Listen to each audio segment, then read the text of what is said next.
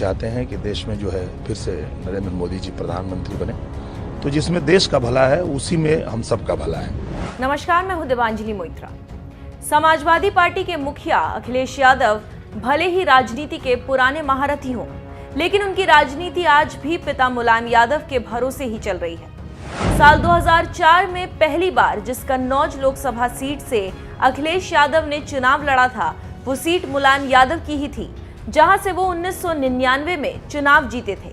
इसके बाद अखिलेश यादव 2004 और 2009 में भी कन्नौज से सांसद चुने गए। साल 2012 में जब यूपी के सीएम बने तो यहां भी मुलायम यादव की ही कृपा थी कि वो सबसे बड़े राज्य के सीएम बने। सपा की कमान जब अपने हाथ में लेने की बात आई तो यहां भी उन पर कहीं ना कहीं मुलायम का ही हाथ था। और अब जब 2019 का आम चुनाव सामने है तो एक बार फिर अखिलेश यादव पिता की तैयार की गई राजनीतिक जमीन आजमगढ़ से चुनाव लड़ने की तैयारी कर रहे हैं। अखिलेश यादव सुरक्षित सीट मानकर आजमगढ़ से भले ही चुनाव लड़ने जा रहे हों, लेकिन बीजेपी उन्हें चैन से चुनाव जीतने नहीं देगी। यादव मुस्लिम वोट बैंक के दबदबे वाले आजमगढ़ सीट के लिए बीजेपी अंदर खाने में ही यादव वर्सेस यादव का मुकाबला करने की रणनीति बना रही है। हाल ही में भोजपुरिया सुपरस्टार निरहुआ को कमल थमाकर बीजेपी ने अपनी रणनीति की ओर एक कदम बढ़ा भी दिया है। बस बीजेपी ज्वाइन कर रहे हैं, भारतीय जनता पार्टी ज्वाइन कर रहे हैं। आगे जो भी पार्टी का आदेश होगा उस हिसाब से चलेंगे, करेंगे। कहीं से चुनाव भी लड़ने की अब डिपेंड करता है पार्टी के ऊपर, पार्टी क्या डिसाइड करती है, पार्टी क्या चाहती है। हम जो है वो भारतीय जनता पार्टी के साथ हैं। हम भी चाहते हैं कि देश में जो है फिर से नरेंद्र मोदी जी प्रधानमंत्री बने, और इसलिए हम जुड़ रहे हैं। और आगे जो भी आदेश होगा हर कदम हम साथ में रहेंगे। गठबंधन भी है कई जगहों पे, क्या लगता है? हाँ, कोई बात नहीं। गठबंधन तो पूरी देखिए सबको पता होता है कि किसकी क्या नीयत है, कौन क्या चाहता है। इस देश के लोग अब जागरूक हो चुके हैं। सभी लोग जानते हैं कि किसमें उनका भला है, किसमें देश का भला है। तो जिसमें देश का भला है उसी में हम सबका भला है। तो मुझे लगता है कि हर किसी को आज समझाने की भी जरूरत नहीं है। सब लोगों को पता है और सब लोगों को जो करना है वो कर भी देंगे। अखिलेश यादव भले ही सपा सुप्रीमो के साथ ही यादव नेता के तौर पर लोकप्रिय हो, लेकिन दिनेश लाल यादव उर्फ निरहुआ की भी लोकप्रियता पूर्वांचल में कम नहीं है। जिस निरहुआ की फिल्मों के लिए पूर्वांचली सिनेमाघरों की खिड़कियां टूट जाती हैं, उसके चुनावी मैदान में उतरने पर जनता का क्या क्रेज रहेगा, इसका अंदाजा आसानी से लगाया जा सकता है। वहीं यादव होने का भी निरहुआ को कहीं ना कहीं चुनावी मैदान में फायदा हो सकता है। अगर बीजेपी निरहुआ को आजमगढ़ से टिकट देती है तो मुकाबला दिलचस्प होगा। एक तरफ साइकिल वाले अखिलेश यादव होंगे तो दूसरी तरफ निरहुआ रिक्शा वाला होगा।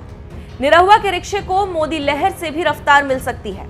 ऐसे में सपाई साइकिल के लिए इस बार राह आसान नहीं होगी। वैसे आपको बता दें कि सिर्फ निरहुआ ही नहीं, एक और भोजपुरिया सुपरस्टार रवि किशन को भी बीजेपी मैदान में उतारने जा रही है। सूत्रों के मुताबिक बीजेपी रवि किशन को योगी आदित्यनाथ की सीट गोरखपुर या फिर आजमगढ़ की बगल वाली लोकसभा सीट जौनपुर से टिकट दे सकती है। चुनाव लड़ रहा हूँ, कहाँ से ये पार्टी डिसाइड करेगी। जो आदेश आएगा भारतीय जनता पार्टी का, जो आला कमान का आदेश आएगा, जहाँ से कहेंगे वहाँ से लड़ जाऊँगा। बिकॉज माहौल इतना बढ़िया है कि पातालों में जाके लड़ जाए तो बीजेपी सीट निकाल लेगी। अब बहुत बढ़िया 2014 से बढ़िया माहौल चला था, तो अगर पाताल के अंदर भी जाके हमको लड़ना पड़े तो बीजेपी वहाँ भी सीट जीत जाएगी। तो आई एम रेडी। ये मैं आपसे रिवील कर रहा हूँ। यस, जगह हम नहीं बताएंगे, वो हमारी पार्टी आदेश करेगी। बात आजमगढ़ के सियासी इतिहास की करें तो 1996 के बाद से ही यहाँ की सियासत रमाकांत यादव के नाम के इर्द गिर्द घूमती रही है। 1996 में पहली बार सपा से सांसद चुने गए रमाकांत यादव यहां से 4 बार सांसद रह चुके हैं। 1999 में सपा के टिकट पर, 2004 में बीएसपी के टिकट पर, 2009 में बीजेपी के टिकट पर सांसद रह चुके रमाकांत यादव 2014 में मुलायम के खिलाफ भी मैदान में उतर चुके हैं। मुलायम जैसी शख्सियत के खिलाफ भी 2,77,000 से ज्यादा वोट रमाकांत के खाते में गए थे। बड़ी मुश्किल से मुलायम यहां से जीत सके थे।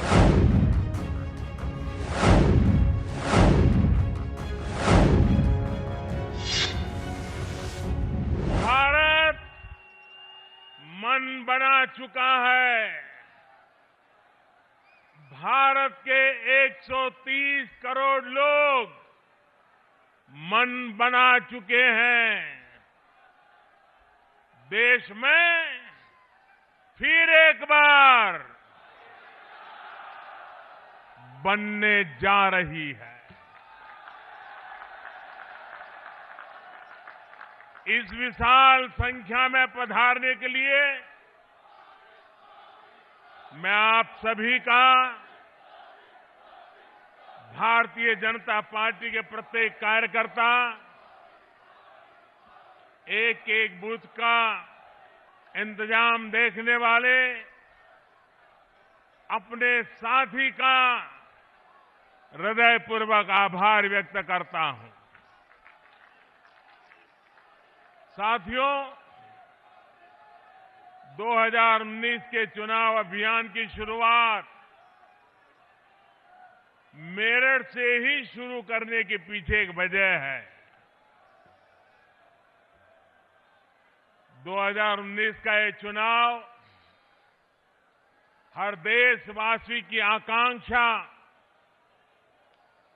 मजबूत भारत के सपने से जुड़ा चुनाव है।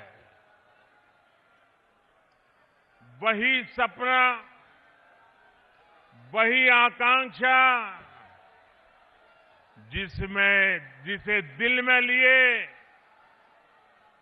1857 में इसी मेरठ क्षेत्र में स्वतंत्रता के आंदोलन का पहला बिगुल फूंका गया था।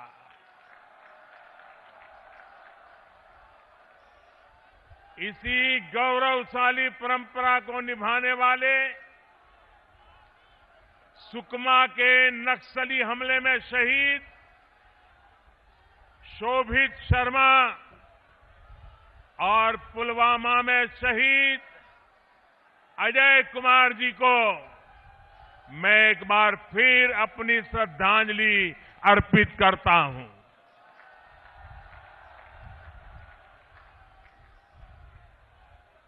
हम सबके आदरणीय चौधरी चरण सिंह जी को भी मैं नमन करता हूं।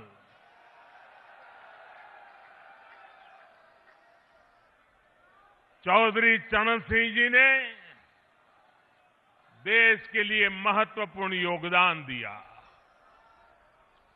चौधरी साहब देश के उन सपूतों में से हैं जिन्होंने देश की राजनीति को खेत खलिहान और किसान पर ध्यान देने के लिए मजबूर किया।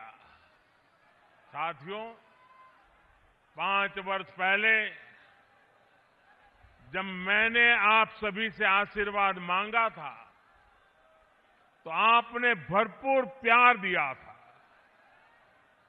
मैंने आपसे कहा था कि आपके प्यार को, आपके आशीर्वाद को मैं ब्याज सहित लौटाऊंगा।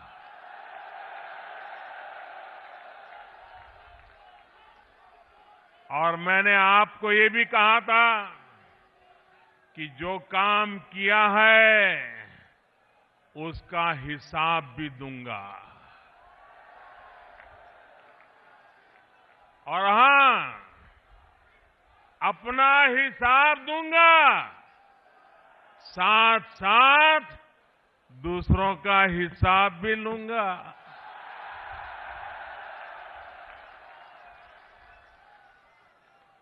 ये दोनों काम साथ साथ चलने वाले हैं और तभी तो होगा हिसाब बराबर।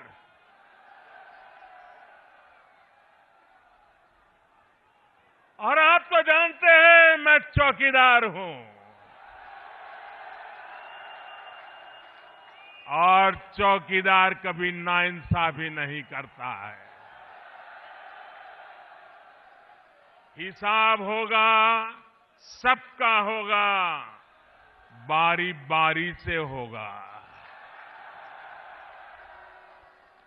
आने वाले दिनों में देश के सामने एनडीए सरकार के 5 साल के काम तो रखूंगा ही, अपने विरोधियों से ये भी पूछने की जब उनसे पूछूंगा कि जब आप सरकार में थे, जब देश के लोगों ने आप लोगों पर भरोसा किया था, तो आप नाकाम क्यों रहे? क्यों देश का भरोसा तोड़ा? साथियों, आज एक तरफ विकास का ठोस आधार है, तो दूसरी तरफ न नीति है, न विचार है, और ना ही कहीं नीयत नजर आती है। एक तरफ फैसले लेने वाली सरकार है, तो दूसरी तरफ दशकों तक फैसले टालने वाला इतिहास मौजूद है। एक तरफ नए भारत के संस्कार है और दूसरी तरफ वंशवाद और भ्रष्टाचार का बोलबाला है। एक तरफ दमदार चौकीदार है और दूसरी तरफ दागदारों की भरमार है।